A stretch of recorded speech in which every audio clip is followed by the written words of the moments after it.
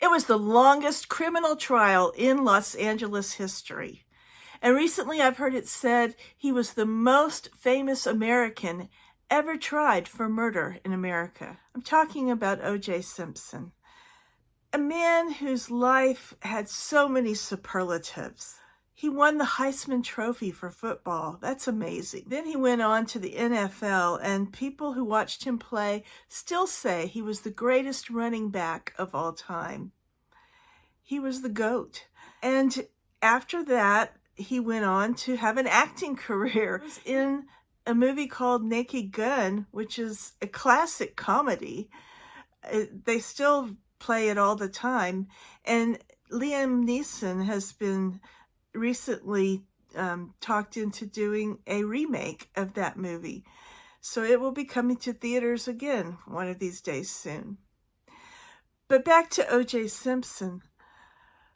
It was such a controversial trial. After 11 months on television, people were sick of hearing it, and yet people really didn't want to believe that he could have done this thing. He was a hero. It's like if you were hearing about Tom Brady or Taylor Swift doing some awful thing, or Tim Duncan. You just don't want to believe that your heroes would do such a thing. And yet the evidence was pretty overwhelming. But the police were slow to act because they were starstruck with this celebrity, starting with that slow speed chase in the white Bronco that we watched on television. It was just ridiculous. They didn't want to stop him, but they couldn't let him go because they knew that there was evidence. In fact, there was the blood of the two victims, Ron Goldman and Nicole Brown Simpson, in the Bronco. And yet, even with the blood in the Bronco, the bloody glove that was on his premises, as well as the murder premises, still the jury acquitted.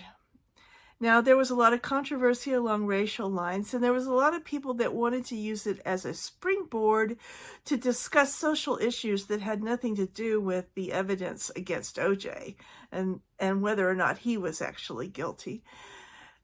And yet, after he was acquitted, there was a civil trial, and it eventually became pretty clear to the world that he was guilty, that he had been found not guilty by a jury.